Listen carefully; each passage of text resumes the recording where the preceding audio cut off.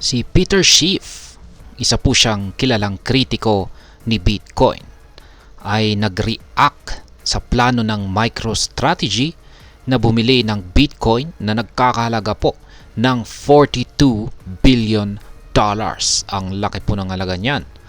Tinawag niya si Ginoong Michael Saylor, ang chairman po ng MicroStrategy, bilang isang eggman.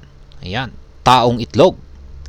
Sa isa pong tweet, nagbigay si Ginoong Schiff ng isang cautionary story tungkol sa speculative risk na kaugnay ng pag-invest kay Bitcoin. Gayunpaman ay nananatiling bullish si Ginoong Saylor at ang MicroStrategy sa kanilang plano na gawing Bitcoin Bank ang kumpanya. Kaya ayan po ang siyang ating pag-uusapan sa video na ito. Pero bago po tayo magpatuloy ay nais ko lamang po munang bigyang linaw ang aking disclaimer kung saan ang nilalaman po ng video na ito ay hindi po ito isang financial advice.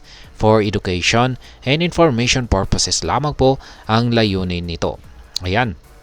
Sa mga hindi po pamilyar sa itsura ni Ginoong Peter Schiff ay ayan po siya.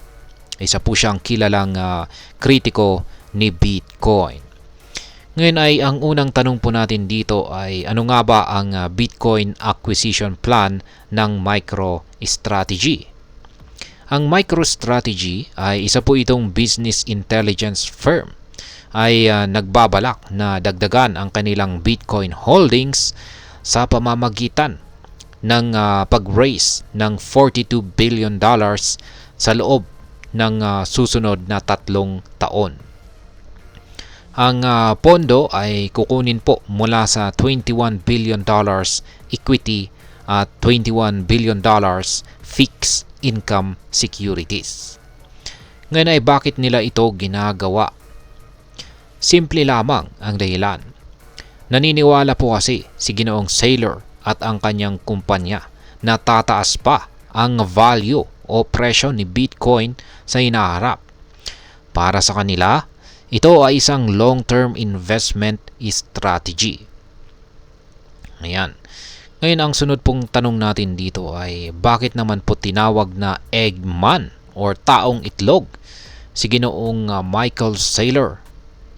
Ayan, ayon po kay Ginoong Schiff, tinawag niya si Ginoong Michael Saylor bilang eggman or taong itlog batay po sa isang kwento. Sa isang kwento, isang investor ang bumili ng maraming egg futures contracts na nagdulot ng pagtaas ng presyo mula 0.25 hanggang 1.75 dollar. Ngunit sa bandang huli, nang ibenta na ng investor ang kanyang egg contracts, natuklasan niyang siya lamang ang bumili ng mga iyon. Dahilan kung bakit siya tinawag na eggman. Gusto ni Ginoong Schiff na ipakita na maaari din mangyari ito kay Ginoong Saylor.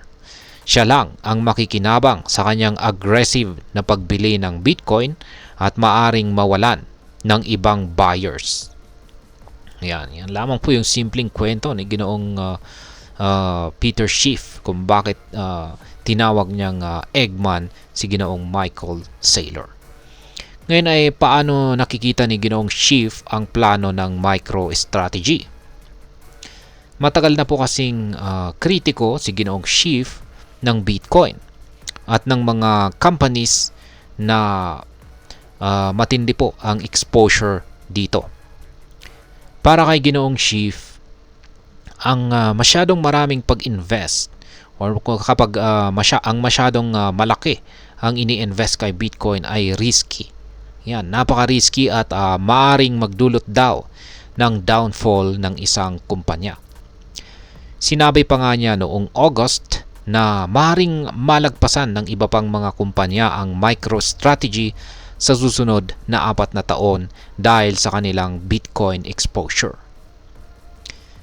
Ngayon ay ano po ang posisyon ng MicroStrategy at si Ginoong Saylor? Sa kabila po ng mga negatibong komentaryo ni Ginoong Schiff, patuloy pa rin si Ginoong Saylor sa pag-lead ng MicroStrategy sa kanilang Bitcoin acquisition. Naniniwala siya na gaganda ang takbo ng kanilang kumpanya dahil po kay Bitcoin. Ang MicroStrategy ay mayroon na pong 252,220 na Bitcoin, kung saan ay kasalukuyang nagkakahalaga po ito ng $17.45 billion. Layunin po ni Ginong Saylor na gawing Bitcoin Bank ang MicroStrategy sa hinaharap. At para sa kanila, ito po ay isang strategic move. Ngayon ay ano naman po ang kahulugan ng $42 billion Bitcoin purchase plan ng MicroStrategy. Para po sa MicroStrategy, ang kanilang pag-raise ng $42 billion ay isang malaking hakbang tungo sa kanilang plano na maging Bitcoin Bank. Ngunit paano po nila plano mag-raise ng ganitong kalaking pondo?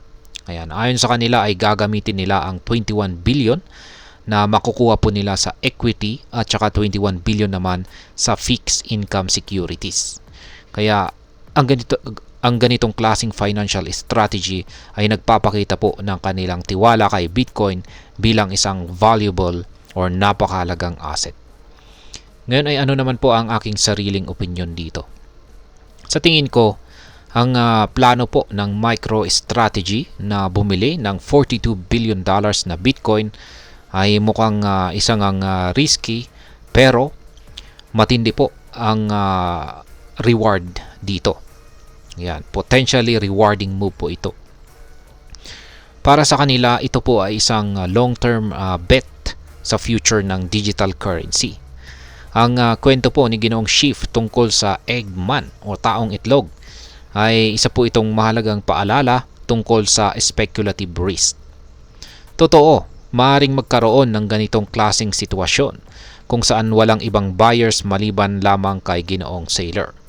Pero kung tama ang kanilang hula na tataas pa ang value ni Bitcoin, maaaring ito'y maging isang game-changing move para sa MicroStrategy.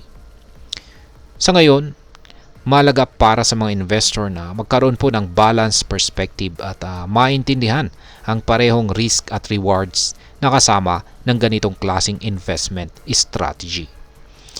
At ayan, hanggang dito na lamang po tayo sa video na ito mga ka-crypto. Sana po ay inyong nagustuhan ang aking paliwanag sa video na ito. Kung inyo po itong nagustuhan, pakiclick lamang po ang like button nito. Para naman po sa mga bago lamang dito, kayo po ay aking inaanyayahan para mag-subscribe. Pakiclick na rin po ang bell icon nito dahil ito po ang siya magsisilbing notification nito sa mga bago kong videos na akin pong ina-upload sa aking YouTube channel na ito. Marami pong salamat sa panonood. Ingat po tayo lagi at God bless po sa ating lahat.